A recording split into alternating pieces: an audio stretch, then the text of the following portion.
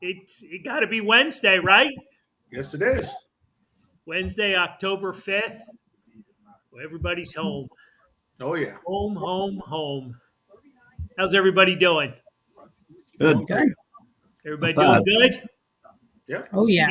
I see three of the four of us got hoodies on. John could care less about the winter stuff. I'm actually sweating my butt off here. With Jen's got the heat. Jen's got the heat on. Good thing you can only see from the waist down or up. Yeah, I'm sweating over here.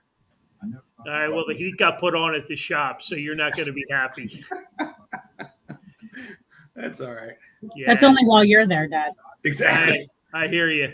The air I hear conditioner you. and fan gets put back on afterwards. All right, Wednesday, October 5th, where this fan's view. Greetings from McGlynn's Pub. Cheers. Cheers, Yeah. my brother. Good job, Shawnee. We'll open the show with Shawnee with 25 years working for the state of Delaware. And congrats. Today was his, hopefully his last day.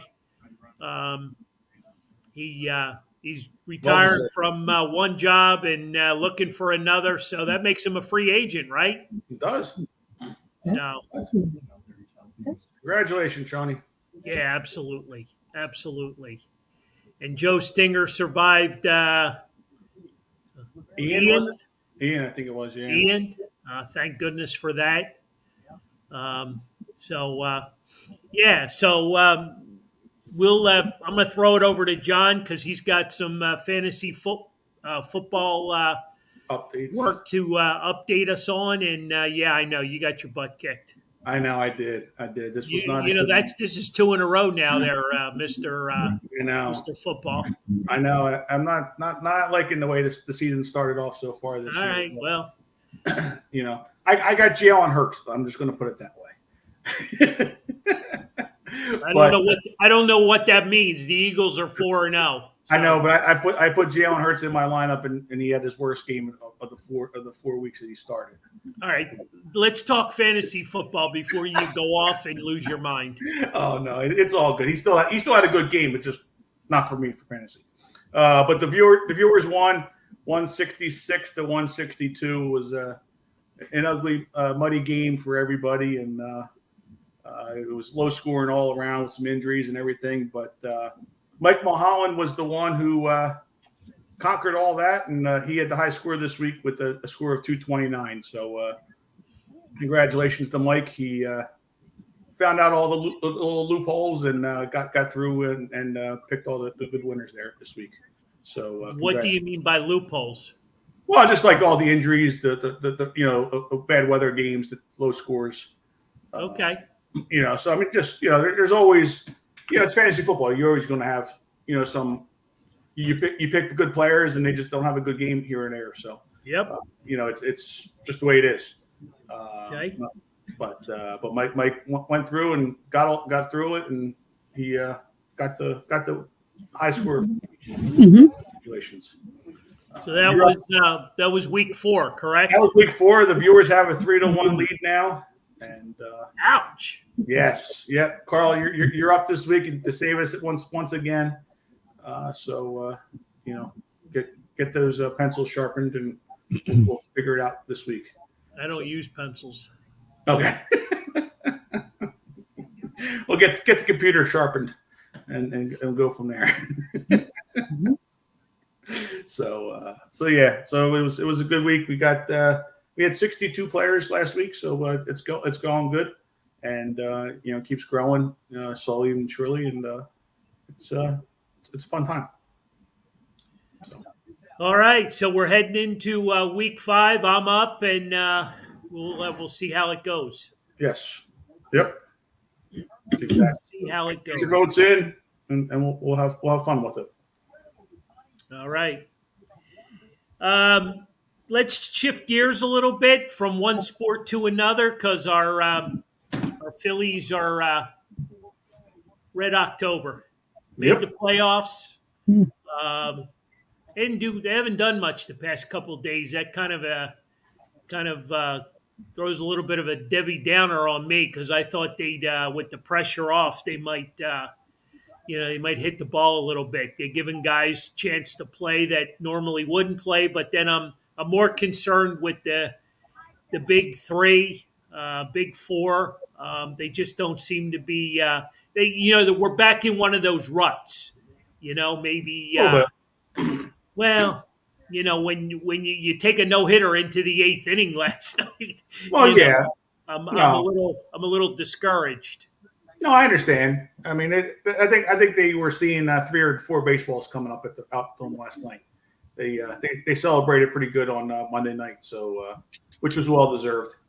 Getting into the playoffs and then the 11-year drought for them. Okay.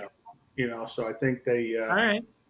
I don't think they were really, other than playing out the string, getting some guys some at bats. I don't know that they were really playing to win as much these last couple games.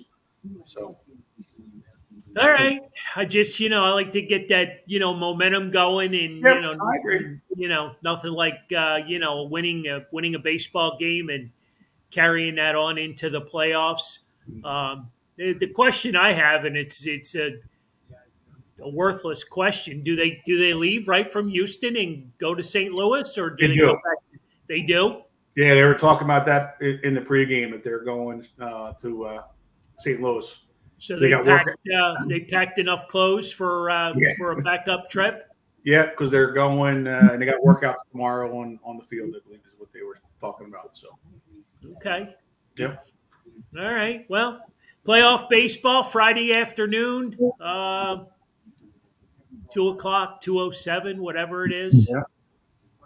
Yeah. Is there, Anthony? Is there much Phillies talk in Reading about Phillies baseball, or nobody cares? No, they care.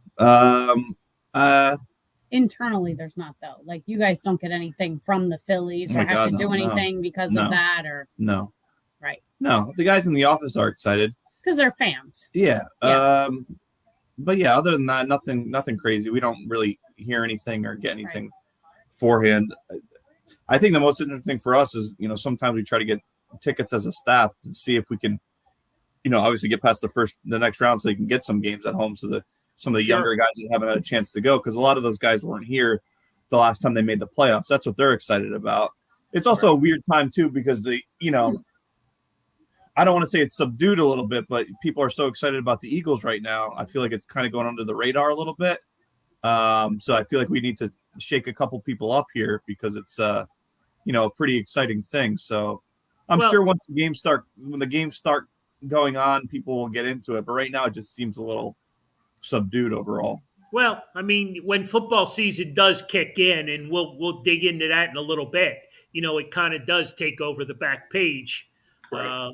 Not that many newspapers are sold anymore, but football season kind of does take shape. But then again, we haven't made the playoffs in 11 years, so it's been a while. But I think for the most part, and I know a lot of the people there in Reading, I know Cheryl, and she was congratulating all the former R Phils that are now up on the big team, and so was what's the big fella's name? Greg. Yes, Greg. Yep. He was congratulating a lot of the guys. They've become friends with a lot of these guys throughout the years, Sure. And Dusty, and even most recent, like Bryson Stott, who was just there a year ago. Yeah. So, like we joke about it all the time. They all come through baseball town, right? At some point or another, even if it's a rehab start here and there or whatever. But yeah, it's got to be pretty cool. Maybe we can, if things go well, maybe we can have a viewing party in baseball town. How cool would that be? Yeah, I think once you get, as long as they get out of this round, I feel like people will start getting into it a little bit more. But, Friday afternoon's a little bit weird. You have the Eagles also on Sunday. You gotta get that first win, and then I feel like people will be a little bit less apprehensive. If they lose, God forbid, on Friday, it'll be the end of the world, and then they're onto the Eagles. So Yeah, let's talk about that a little bit. How did the Phillies end up with a 2 o'clock game on Friday? What were the options, and why were we why did we get that? Well, probably because of well, I'm just looking at the rest of the lineup. It was Tampa Bay and Cleveland. So Cleveland's the other early game, and then you have Seattle and Toronto, which is Toronto and the Mets. So yeah, I mean it's all East Coast games, right? So it's a little shocking that we did get them. I guess the Mets being the later game was the higher seed. I'm guessing is why right they went that way, and then to give Seattle, I guess they wanted Seattle's. Even though it's an East Coast game up in Toronto, but to get their fan base to be watching it. Yeah, and that's their first time in 20-some years? Over 20 years. So yeah, but then again, you look at Sunday, Saturday and Sunday, they got prime time ESPN 8:30 games. So I guess 2 out of 3 is not bad. No, exactly. Like Anthony said, you got to win Friday. You got Wheeler's got to be the ace, and we got to beat Wainwright, and we got to go into it 1-0 on Saturday. Exactly. You do that. You win Saturday, and then you got Nola going on Saturday after Wheeler on Friday. So right. And that could be it. We might not even be talking about a Sunday game. They could take them out into 2 games because. I mean, we do have to worry about it because on Saturday you got Quintana going, who was the Anthony knows a little bit more about him, being a Pittsburgh Pirates fan, being called over Quintana from. Well, that's who I wanted. I wanted him I wanted the Phillies to go get him. I was all over him. I thought he would have been a nice, but I mean they gave up a lot. They gave up a lot for him. But so I mean, you get him and. On Saturday against Nola, so I mean that should be good. But then because I think things will line up a lot better if we can get the sweep, just so that we can save Ranger for Game 1 of the next series on Tuesday against Atlanta. Just because you'd be on short rest if not. You'll be doing probably a bullpen game on Game 1 heading into Atlanta if you get past them even going all 3 games. So well, I mean the way some of these guys, the Bailey Falters, the Zach Eflins have been pitching, that's not as bad as Christopher Sanchez and some of the other bullpen games that we saw this year. Right. So I might be okay with that. Right. You throw Bailey and Noah Syndergaard out there. Right. Get 3-4 innings out of each of them, and then, like you said, you can put F1 in there as well to get the game finished out. So yeah, I mean that wouldn't be a bad thing, because you're only going to get Wheeler and Nola one time in that second series just because of the 5 games. You're not going to. Right, the way it works out. So they're going to be the back end of games 3, 4, and 5 basically. Well, hopefully 2 and 3 if you can, because they have that Tuesday or the Mondays off and they play Tuesday and Wednesday afterwards. Okay, so you just got to get that one extra game to get them all on their normal rest. So, well, let's get Lauren in this conversation. What are you thinking? Do we stand a chance in a 3-game series in St. Louis? Yeah, I mean, I don't see why not. I think it's interesting, though, 2 weeks ago when we were all together and chatting about this, I remember specifically saying, if they're going to play like this, I really don't even want them to make the playoffs. And I kind of still sort of stand by that a little bit. I hope they come out, guns blazing, like you kind of mentioned. They sort of had this like lackluster play these last, pretty much the whole month of September. Hopefully they got it out of their system and it's not an omen of what's to come. Right. But only time will really tell to sort of see what that's going to look like. So yeah, I would also agree kind of with what Anthony said earlier, it doesn't feel like they're in the playoffs. I didn't get sort of that excitement. Now, we were on our way home from Cooperstown when that actually happened. So I wasn't watching the game or anything like that. I kind of caught everything secondhand. But it just didn't feel like it's felt before. Right. And I don't know. I mean, there's so much has changed in my life in the last 11 years. That maybe that's part of it, but it doesn't feel, and I do think a lot of it has to do with how well the Eagles are doing. They are just dominating the Philadelphia sports circuit right now. But yeah, I'm excited. I'm very much hopeful that they do well, but I don't know. I'm kind of on the fence right now. Listen, they're playing the St. Louis Cardinals. The St. Louis Cardinals are not that good. You could easily beat the St. Louis Cardinals, and then after that, it's anyone can win. All you got to do is get on a roll. So people got to get on this bandwagon. They got to get some energy. They got to get excited for it.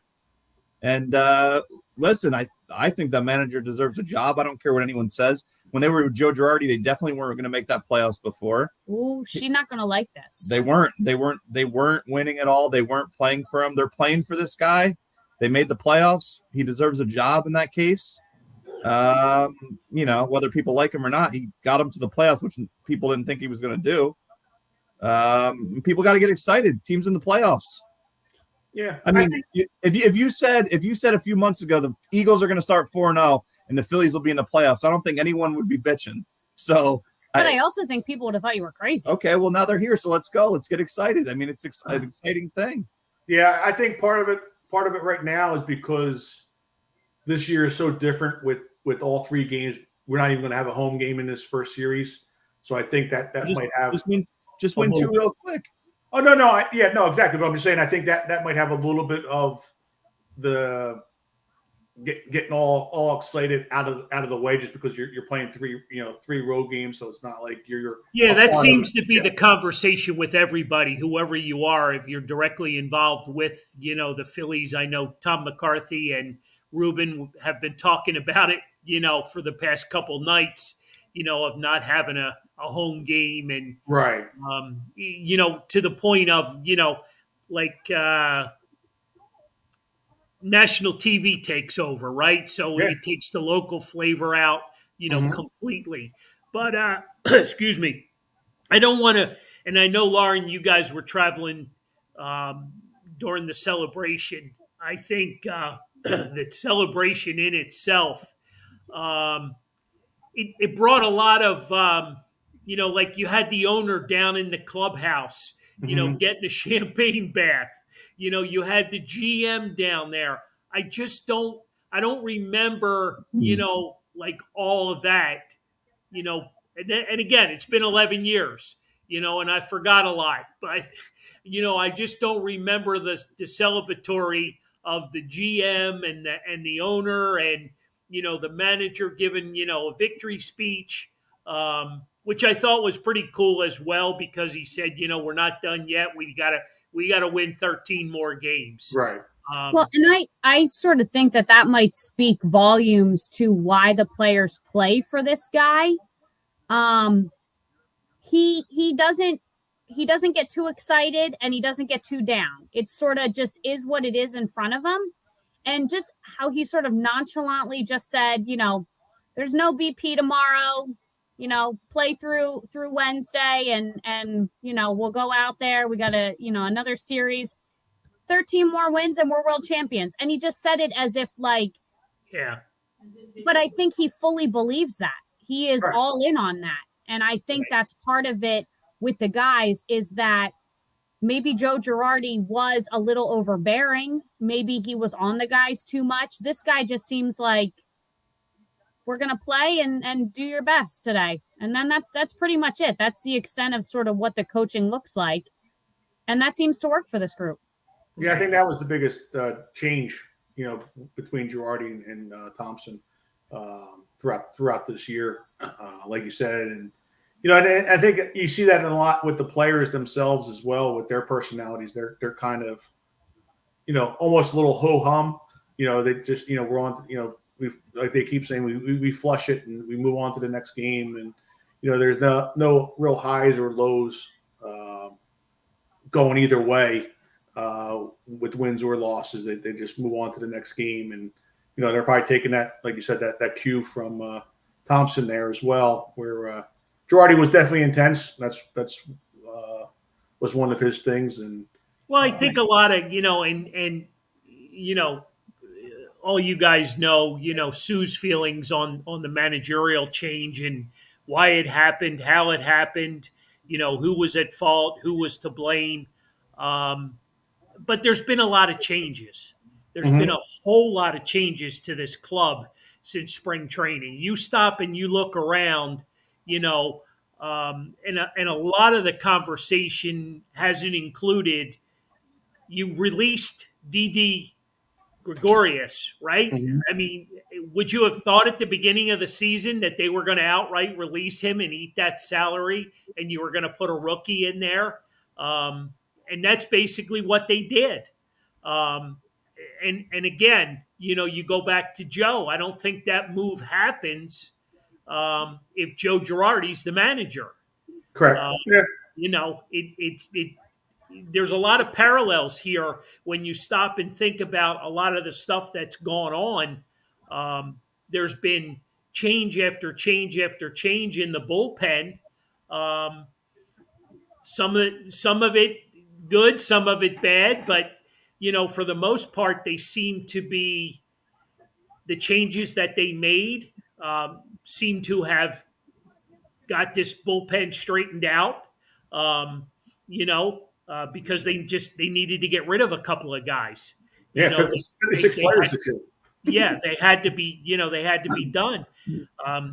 Dombrowski, what he did at the trade deadline, yeah, he traded one of my favorite guys in Logan O'Hoppe, but you got a solid center fielder who's batting 300. Right. You know what I mean? And he goes and catches every ball, within 30 yards of him. We went through how many center fielders this year before that? 8? 8, yeah. So there's been a lot of... I mean, you can't forget about losing Bryce Harper for... Oh, twice. Yeah. Twice. Pretty long stretch. Two major injuries. Then you lost Gene at second base as well.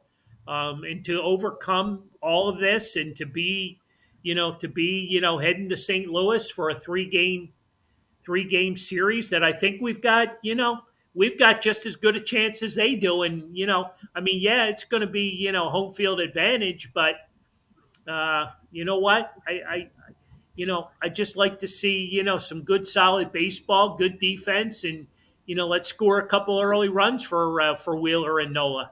Right. Exactly. I mean, they are. Oh, God. Go ahead. I was going to say, you also don't have to worry about one game anymore. You have 3 games, which makes it more fair. Right. So if you lose one, it's not the end of the world.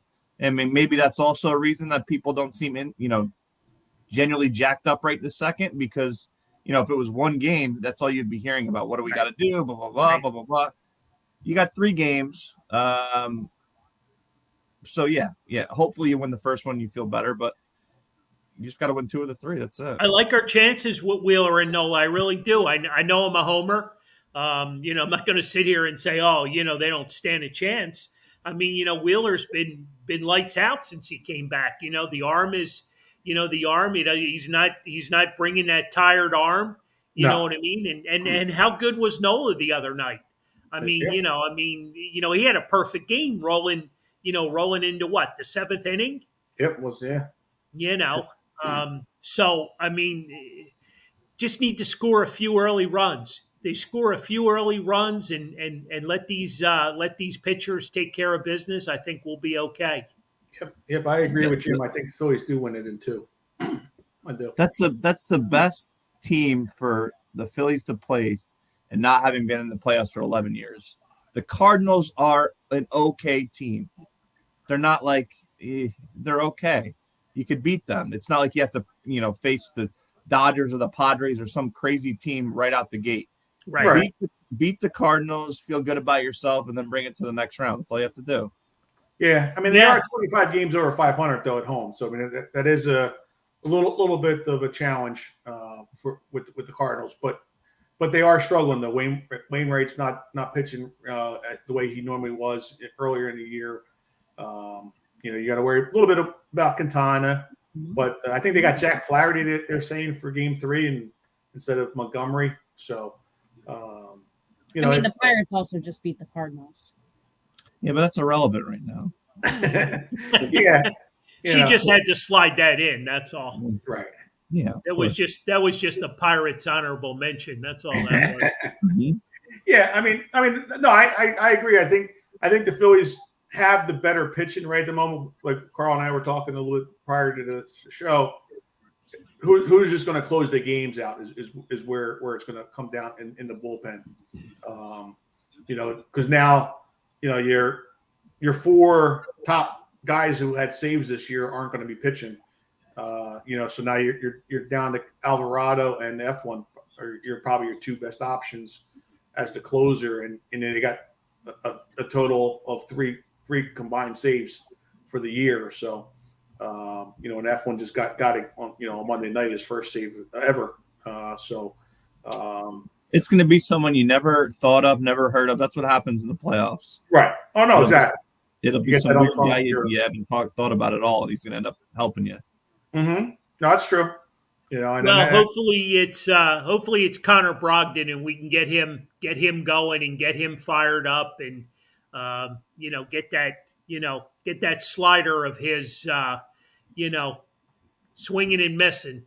Yeah. So, there's a lot of good possibilities. I'm just, it's been a long time. Right. It's been a long time, so it's good to see, and I think a lot of credits being thrown to the minor league teams, both AA and AAA, for getting these guys the repetitions that they need. Right. Getting them prepared for the next level. We've got a nice core group of young players, and I think there's 3 or 4 more that are on the horizon. So I think our prospects aren't our suspects anymore. You Right. know what I mean? So I'm pretty excited about that. You know how much I love baseball town, but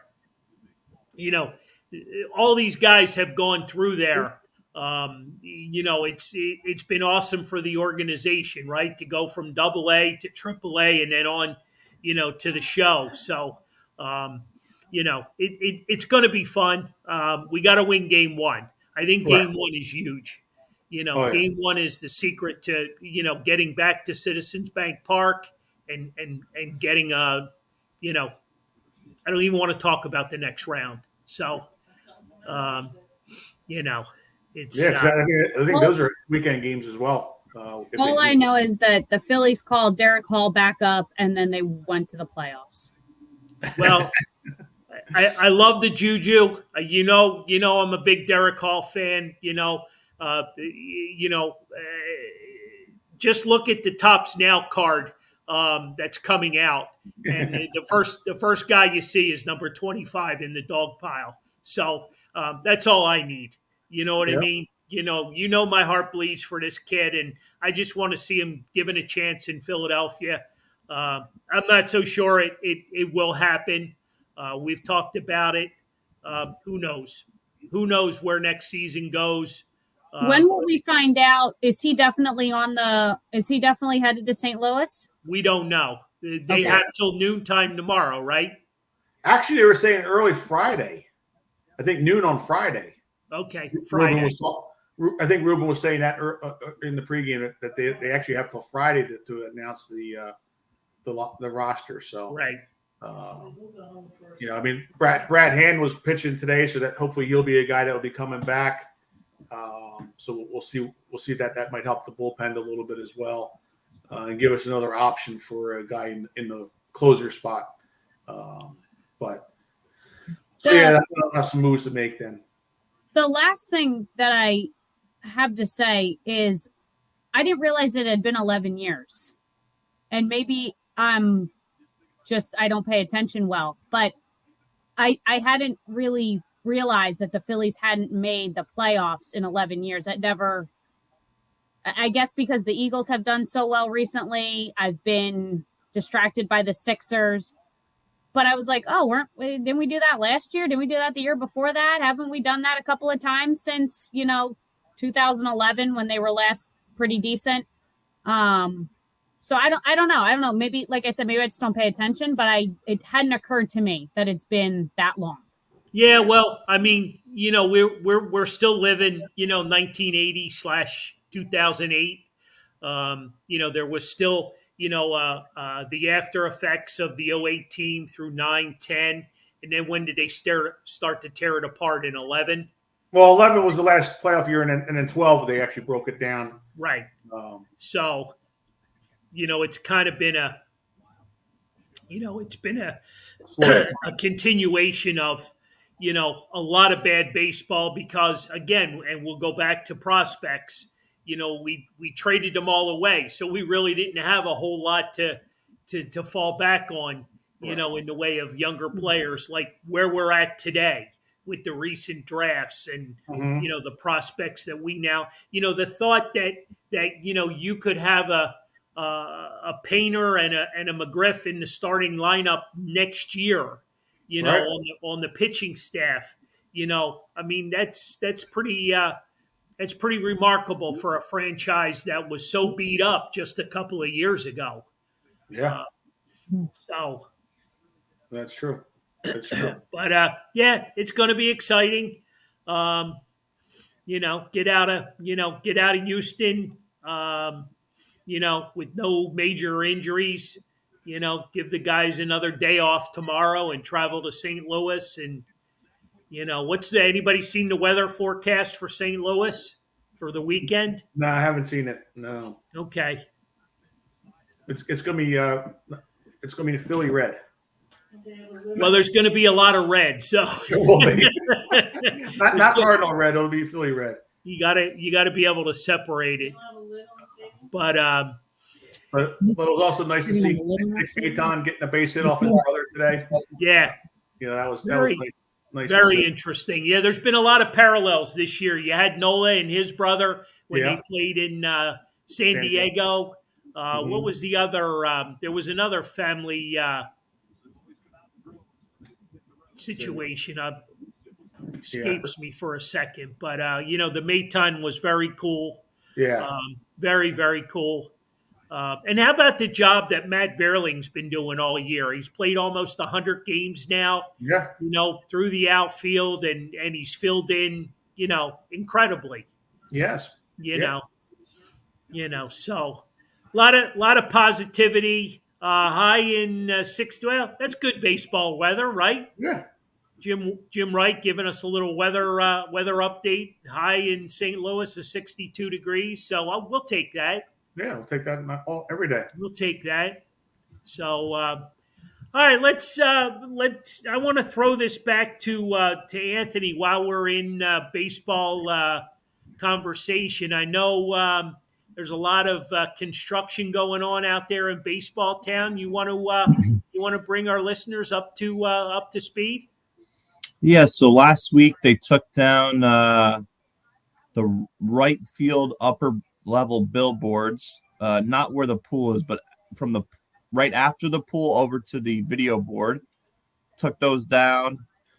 Half that brick wall's down. All the stuff in there's down. There's right now it looks like they're taking some backhoes and excavator equipment to try to flatten that area out a little bit.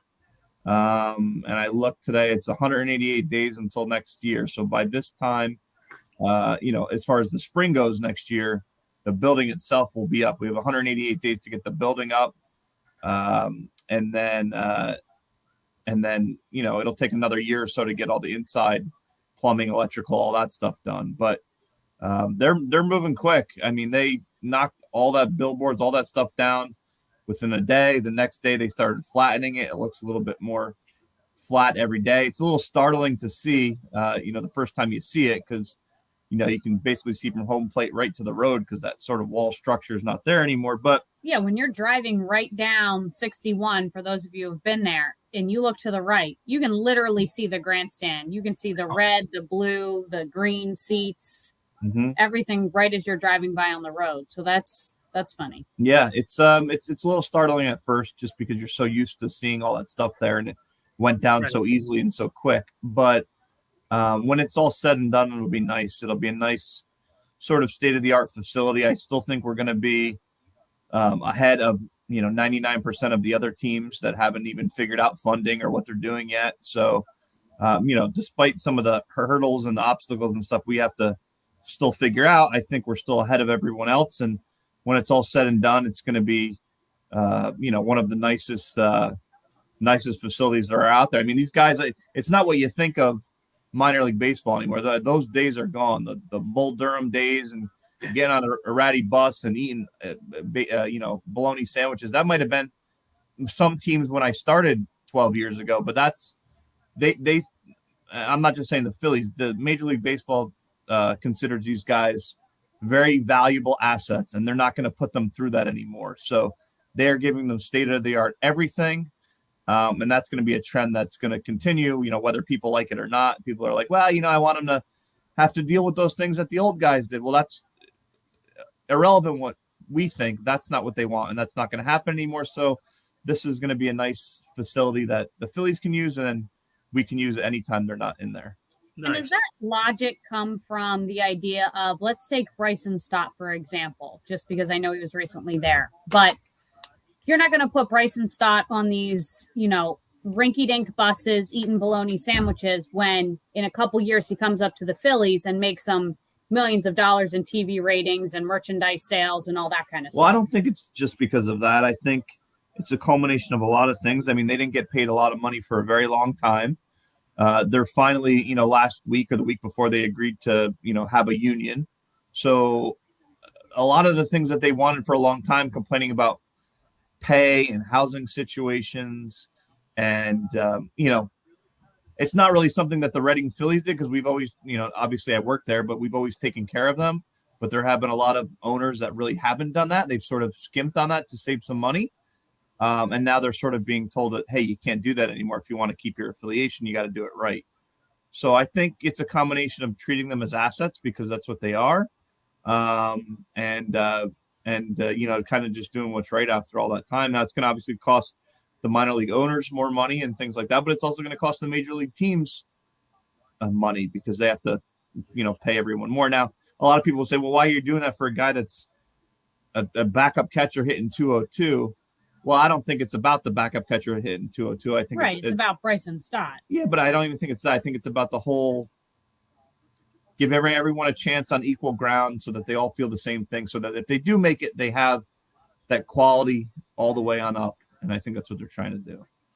Well, John, maybe you can give us a little insight. I mean, of the group of guys that are there, what percentage are drafted and what percentage are on the 40-man?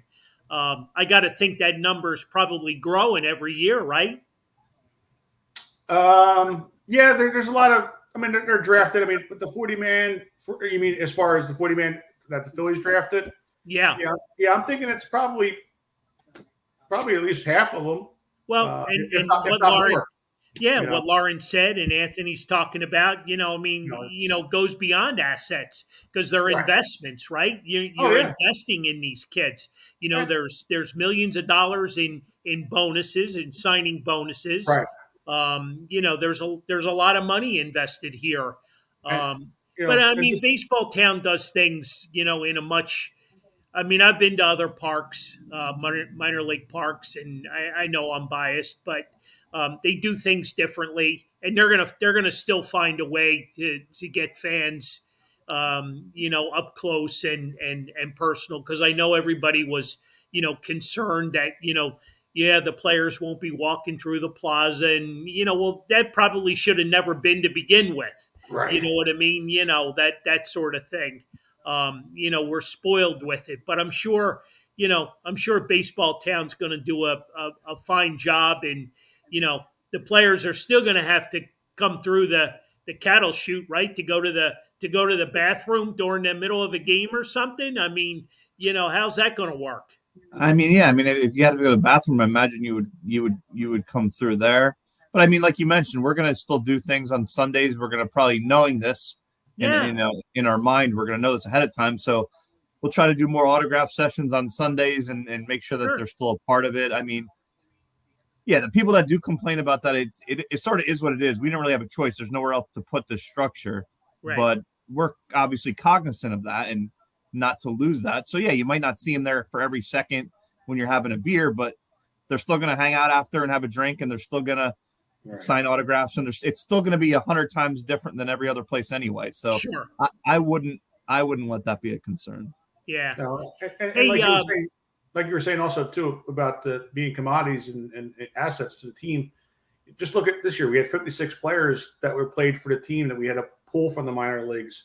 So I think you're seeing more and more guys coming from the minor leagues, even if it's a 3-day stand or whatever, to come out. So these guys have to be prepared, and you don't want well, to. And I think as you see, so we historically think, so like if you look at Joe's question, so obviously people would say Painter or McGarry or something like that. But and so those are the obvious names, but there's going to be less of, you have to, whether people like it or not. It seems baseball is going to a trend of there's going to be less of Painters and McGarrys in the world, and you're going to need more of Derek Halls and Veerlings and guys who could be sent up and down and help you when you need it, Right. and more openers rather than starting pitchers. And that's just the way it's going. So I think the Phillies are actually pretty smart with that, even though it gets frustrating for us because we have relationships with people, that they're trying to balance it. Who's hot now? Baseball just it's not as steady as like, hey, you mentioned spring training, starting that lineup and it's good to go. It is very, very fluid, and they want to make sure when you come to Philadelphia, even though Lehigh Valley's smaller, Reading's smaller, and Lakewood's smaller, that it still feels like you have top-notch stuff no matter what level you're at. Sure. Right. Yeah. Yeah, because we've talked about it many times. It's not a 40-man roster anymore. It's 60 and 70 deep. That you have to have. That you need to be able to play this year. This time period of baseball, you need to have those players. So, like you said, I mean, who would have thought like Matt Vierlin would be playing as much as he did this year, and then producing as much as he did. You go down the line. I mean, Dalton Guthrie was just up and playing, and you just go right down the line with all these guys, and some of them you're like, who's this guy? But they come up and they're doing it because Munoz, right. Right from Reading to South Philly. He never even got a sniff of Lehigh Valley. You know what I mean? They were in dire need. But real quick, Anthony, Saturday you got a big event out there in Baseball Town. Talk about it a little well, bit. This Saturday we have a sort of like a LGBT sort of community fair. But next Saturday we have a Battle of the Bands event, season ticket holder party. So you don't have to be a season ticket holder to come. It's just we're doing a party with them at the same time. But there's a Battle of the Bands. So there's like 8 or 9 bands, all different type of genres. So people will vote on them, see who the winner is. It's a few-hour event, but there's also going to be a tent sale that day. So anyone that likes, stadium merchandise or anything from the store or old signage or whatever, you can buy that as well. There's also a beer fest. I think if I got my numbers right, I think it's only like $18, and you could have a 2-hour plus beer fest. I know it had been on the field. I don't know if it'll be on the field or in the plaza right now. It might actually, if the weather's nice, it's probably could be on the warning track behind home. But trying to just do instead of all these like separate little events, just do sort of one big event where you bring a bunch of people together. So if you like music, that's great. If you're there for the merchandise, great. If you're there for the signage stuff, great. There's really something for everyone, and that's really the last big hurrah we have until I think usually like the middle of November when we do a Toys for Tots event, and that'll probably be the last 2 events you have to sort of come out and get drinks and see the stadium as it looks now, because the next time you come in April, it's going to look a lot different. Why do I have a feeling that that's not Fran? I think it is. Oh, well, maybe, yeah, right? Good. Yeah, I see where you went with that. But we don't have, unfortunately, we're not for Bill or Fran's sake, we're not a Bud Stadium. So but there will be a lot of craft beers that you can take. That's all right, Bill. You know what? Bill will drink anything. If the price is right, Bill's all in. $18 for all you can drink for 2 hours. They're in. You're even in at $18, right? You don't even drink beer. Exactly. You really can't get a better price than that on a beer No, fest. 18. not at all. Not at all. Real quick, can we talk about the Eagles? Is there anything to talk about other than 4-0 and they're looking to go So 5-0 this Sunday? I have a few questions, mainly because I Uh-oh. was listening to a Uh-oh. radio show earlier today, which I don't normally, but I will Uh-oh. say, that show on 97.5, The Fanatic, that like best damn sports show, Yeah. whatever it's called. I listen primarily because I like Ricky Pitalico and I like to listen to what he's got to say. But they were talking today, and their question was, if the Eagles win on Sunday, will they go undefeated? No. It's so much harder to go undefeated than it is to lose a game or two. So the reason it got brought up was because I guess the teams that they faced so far, and that on Sunday, if they win against the Cardinals, looking at the rest of their schedule, who poses the biggest threat to them losing?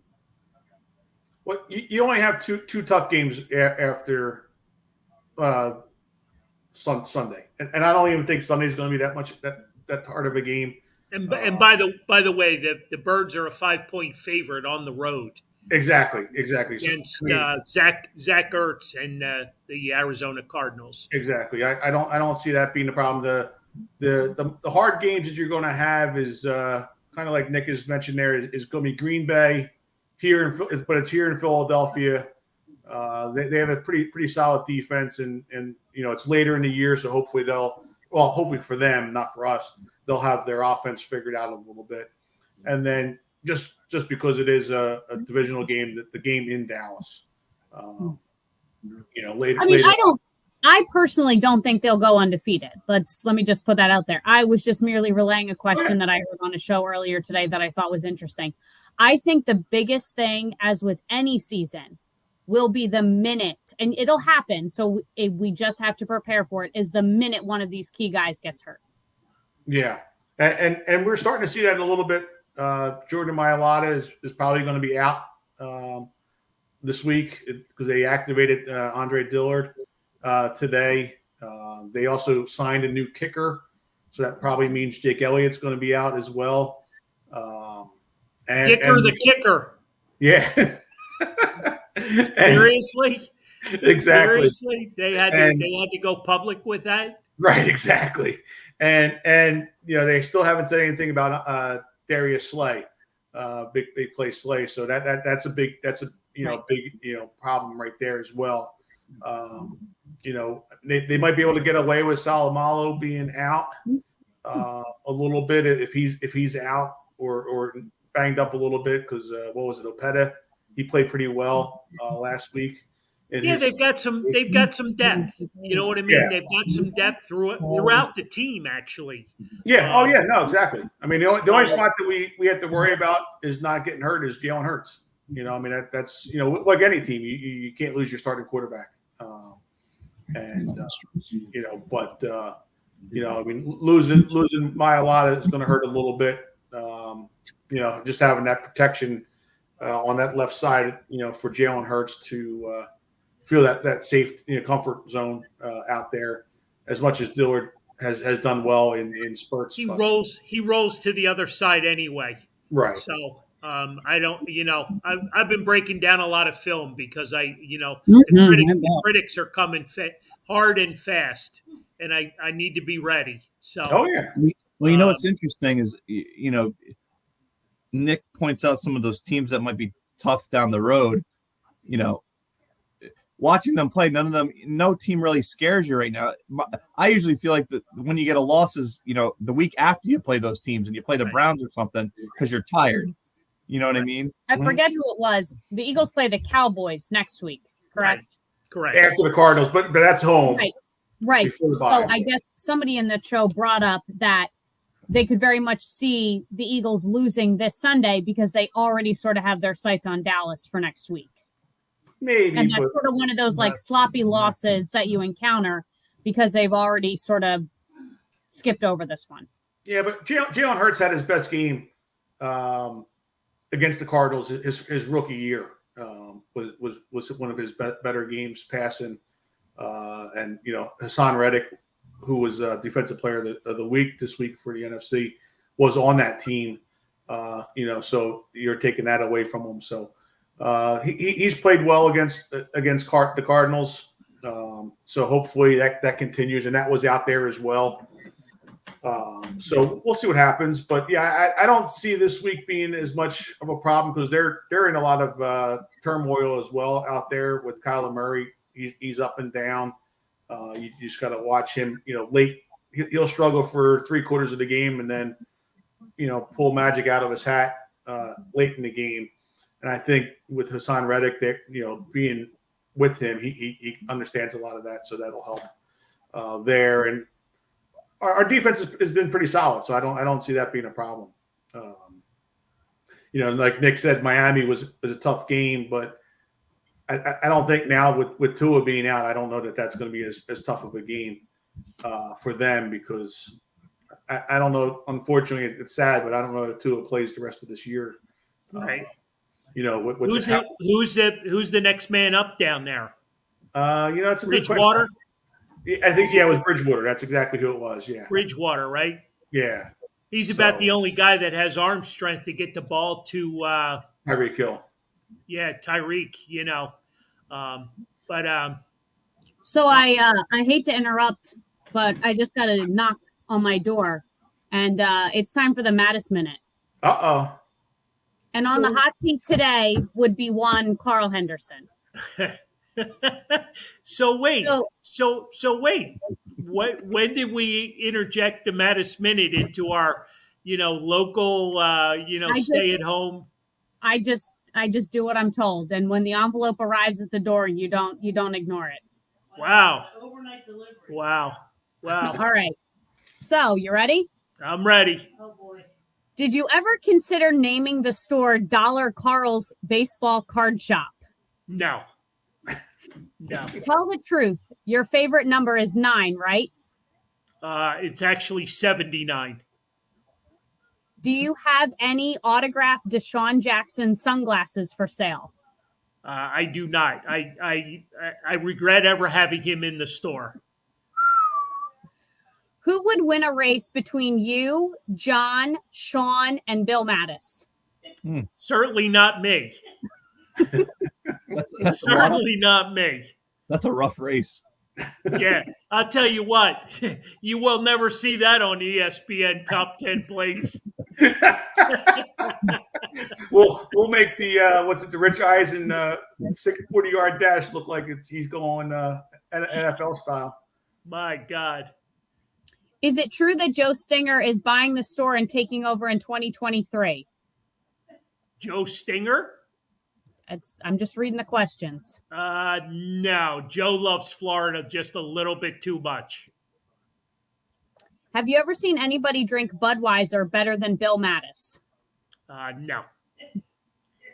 And as I don't know why when the gal comes to the table, he just doesn't order 2. I don't quite understand why he just orders 1. That's really funny. Or at least the larger size, if not 2. Well, the thing of it is, I don't understand why, at a lot of these places don't even have it on draft. You know what I mean? But Can anyway. You just bring the keg over here. Just put it right next to me. All right. Rank them from your favorite to your least. Eagles, Phillies, Flyers, Sixers. Oh, man. It changes nightly.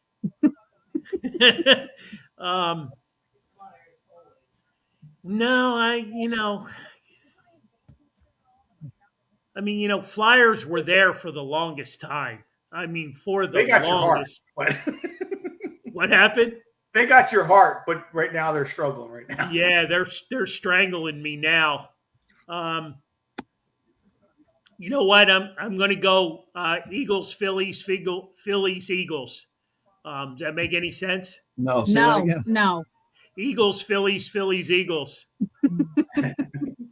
So basically no Flyers and no Sixers. Phillies, Eagles, Phillies. All right.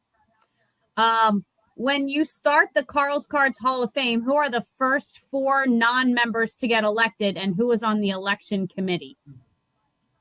Well, I we don't haven't think done we I haven't don't done think it for a couple of we haven't done it for a couple of years. yeah, I don't think Bill knows that we have a Carl's Cards Hall of Fame already. Yeah, Um, yeah. Who but was our first was Teach, right? Harry no, Cosgrove. I thought it was Joe Stinger, Was Joe or number one? or was it Denny? I thought it was the guy that died. Yeah, it might have been Denny Wolf. Yeah, I know it was Denny. I know it was Joe Stinger. I know it was Harry Cosgrove. It right. was Tom. Um, So I think those were the 4. And the as far as who's on the election committee, we have no committee. We have no committee, and whenever we have a meeting, it never gets started. who is or was your all-time favorite store autograph guest? Who? Man, that's a great question. Because I've had some great ones, but I probably got to go maybe Gail Sayers Wow. because of the movie, because of Hall of Fame running back, and to pull him in from Chicago to come to Havertown on a Saturday afternoon. We've had some great ones. Last but not least, when will you start selling the "I'm just here for the Mattis Minute" T-shirt? Funny you should mention that because I sent them to press today. Yes, campus close. Campus close is already. The presses are running. Okay, and that's your Mattis Minute. Hey, real quick, separately, just when you were ranking those teams, you said the Flyers start next week. Next Thursday. Has there been, maybe it's just me in a daze, but has there been any less either excitement or news for a start of this? You could have said they started 3 months from now. I wouldn't know the difference. You hear nothing about anything. It's horrendous. It really. I've had a couple of conversations with some really good hockey people, and they're projecting like 25 wins. Wow. 25 wins.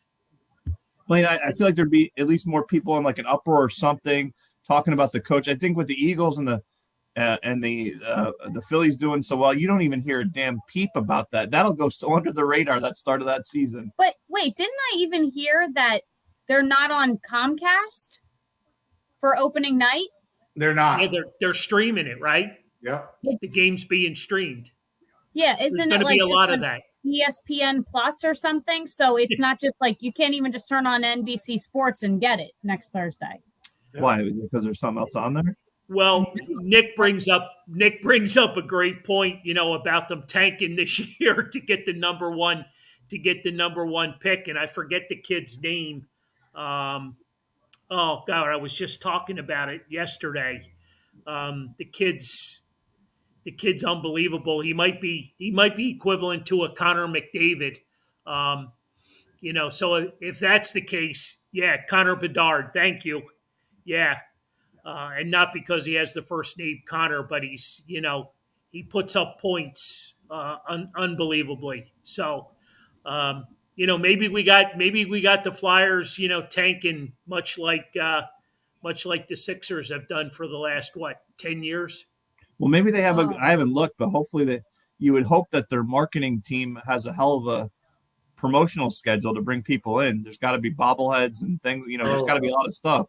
No, just gritty. No, they've basically put millions and millions in dollars in upgrading the Wells Fargo Center for corporate. Corporate has taken over pretty much.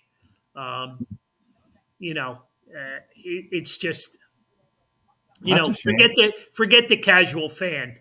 The casual fan, unless you're sitting upstairs in the upper bowl, you don't stand a chance. Right. They're giving away a T-shirt opening night. Yep, opening night, and they got one. Well, it was Sean Couturier, who's not going to play this year. They're going to have a bobblehead for him as well. Wow, some bad luck there.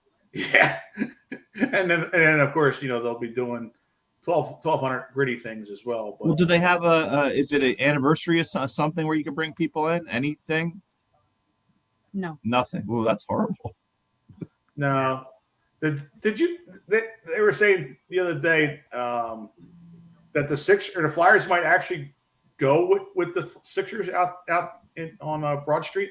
Is that No, I did not hear that. No. I mean, they said more than likely it's not going to happen, but there was talks that they might, and then Well, doesn't Comcast own the Wells Fargo Center? they do, but yeah, that's why they said it probably won't happen. But Well, after they put $1 billion into the building, and they're gonna move. yeah, and then because they were talking about Wow. doing some other stuff with that Yeah, Nick brings up alumni nights. They're gonna have a generational thing, where they honor, the teams from the 60s, 70s, 80s, that kind of thing. I mean, that's pretty much, I mean, they can't hang their hat on anything else. You know what I mean? They had the Flyers. You opportunity. don't need to give away bobbleheads and stuff. They're the Flyers. I mean, you had the opportunity to sign, a top player in Johnny Gaudreau who wanted to come here, would have taken a pay cut to come here and play in Philadelphia, and you passed up on it. Just bad. You would have sold out. If you'd have signed that kid. They have no. Yeah, I mean the fans though for the Flyers are you would love it, Anthony, as a advertising guy and everything, but they had on that 97.5 they had a question the other day. Who was the more of the four Philly sports teams who would be a winning team fastest, and the Flyers were actually ahead of the Phillies. That's just for this year, and by like 6 or 10% higher than in that poll, and that just shows you people don't know what the hell they're talking about. Well, have you not paid attention to anything? Right. That and Flyers loyalists just come out. They're there, and it's just that's crazy. Yeah, that's crazy. Which they have the least. Real quick, for those that follow us, and we've got a lot of great people that come out to both Dagwoods and Hanrahan's. Dagwoods next Wednesday night with the friend of the Fanatic, Tom Burgoyne. Yeah. Dagwoods. So I don't have to tell y'all to come early. Grab a seat because I got a funny feeling the room is going to fill up quick. Which we'll have probably an after party with the Phillies game on as well. Man, that I was going. That was my next comment. I was going there. How cool will that be? If we can get to the next round, and the excitement will be pretty damn high. Oh yeah, yep. Lauren, I don't want to end the show without talking about Humane, Pennsylvania. They're near and dear to my heart with the puppies and all the little kitties. And I'm seeing a lot of stuff on the news about a lot of the animals that have come out of Florida recently. Give us an update on Humane. You got a lot coming up, so spread the word. So we'll be getting some of those dogs from Florida, as well as Puerto Rico. They came up in a bigger transport. It cost about $60,000 to get dogs out of a hurricane area. So what we all do is we all sort of team up together as a bunch of different shelters to afford that flight up here for all those animals. So they'll be coming in the next couple of days, and they'll all be divided out amongst the participating shelters. So some of them will be coming our way as well.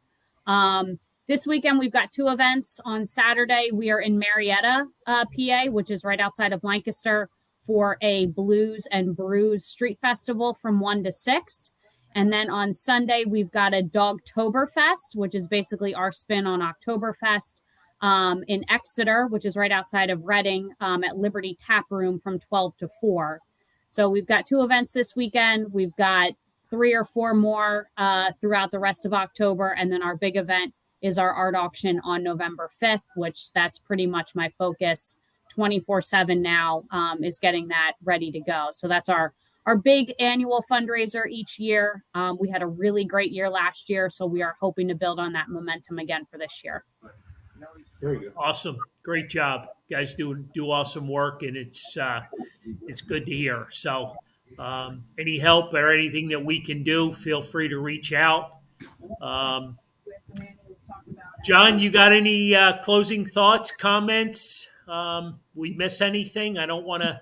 No, we are pretty good. We just going to be not a good weekend to be a Cardinal. That's all I got to say. I see what you did there. You see what I did there? I And see then what you did there. also, congratulations to Aaron Judge on getting his 62nd home run. That was pretty impressive for him, and that he got it yesterday, and that was pretty cool to see. And a guy that bet on himself. Now the Yankees got to dig deep into their pockets to pay him now. Wow. Forget the $500 million contract. Right. Exactly. Wow. Yeah. Exactly. So that's going to be interesting to watch what happens there, and see who's going to end up getting him if he doesn't stay with the Yankees. Because real quick, you guys can give me your opinion. Would you give the ball back to Aaron Judge if you were if you caught the ball? Yeah. Me personally, I said that to Tyler as well, and he said I was a fool, but yes, I would. I think the only one that really would actually keep it if you put a gun to your head is someone that's really trying to sell it for big money. If you're an actual fan of that team or something, you'd give it back because they'll sign whatever the hell you want after that point. I also think that Major League Baseball should put something in place where when stuff like that goes into the stands, that it's not just automatically yours. Well, technically, the way I understand it, Texas Rangers paid for the baseballs. It's in their stadium, so doesn't the ball belong to them? Right. I agree with that. Absolutely. Nah, it's a slippery slope. It is. You're right. Yeah. You're right, because there's a disclaimer at the beginning of the game that if a ball or any equipment goes into the stands, it's rightfully yours. And right, but if you get whacked in the head with that same baseball because you're not paying attention, you're suing the stadium, right? And the team. So it only works when it benefits the person. I would probably actually do what Nick said. I said, listen, I want 2 season tickets for life, and I'd like to meet the guy for a picture. That's all. That seems fair. Yeah. I mean, something like that, because but $2 million also talks to a lot of people, unfortunately. Yeah, unfortunately. It's supposedly that's what I don't know if he was offered that already or not, but is that what the guy wants? $2 million. There was a memorabilia company that put out a disclaimer that they would pay $2 million for the ball. Oh, the Carl's cards, and it wasn't Carl's cards. So you can scrap that from the Mattis Minute. So he stopped at 1.8 million, but that was yeah. No, thank you. But that was I mean it's I've said that with a lot of the things. I mean it is more for the player themselves to have that honor, and that memento to put on their shelf for that. But I just know that being the individual that he is, and the parents and everything that they've done for him, right? I know he would like to present his mom with 62 because he already gave her 61, right? So. I'd like to see a millionaire step up. It'd be great to see somebody step up, buy the ball, and give it to Aaron Judge and say, here's the ball. I guess not. So the guy who caught it still has it? Yes. He does. Yep. Supposedly he's a wealthy business owner. So I do have a question. How did they validate that because he's had this ball now for a day or so that it still is the ball? Well, they took it. Yeah. They took him. Yeah, Major League Baseball has special balls that he hit, and it was taken and they put a hologram on it by MLB and everything. Like they're actually numbered balls. Like it has like a Aaron Judge 62 home run ball. Okay, and now I'm finding out that the guy who caught it is a millionaire. No, just give the damn ball back. Right. Exactly. Enough. Just give the damn ball back. Could you imagine if it was Zach Campbell who caught that? Oh, Oh shit! I knew this was coming. I knew poor Zach was going to get his that would have been an balls uproar if that happened. thrown in the ringer. I think it was Zach that went flying off the top rail down right. over the thing. I think that was him trying to catch it off the that rebound. squirrely guy. That sounds about right. Guys, great show. Thanks everybody for tuning in. Come out next week, Dagwood's Pub. Great drinks, great food. The raffle prizes are going to be off the chart. Yep. There's going to be some good ones. Just gotta hope that Jeannie doesn't buy all the tickets in. Who is that? The Fields. Okay. Oh, Okay. definitely buying them all. Oh yeah. Well, great show, guys, as usual. We got a lot of Phillies talk in, and let's keep our fingers crossed that we can take 2 or 3 from the Cardinals and take care of business for the Birds on Sunday, and we can have a jovial conversation with Tom Burgoyne next Wednesday night. And a watch party afterwards. There you go. Yeah. There you go. Guys, thank you. Have Thank a great you. week, and we'll see you. We'll see everybody soon. Sounds good.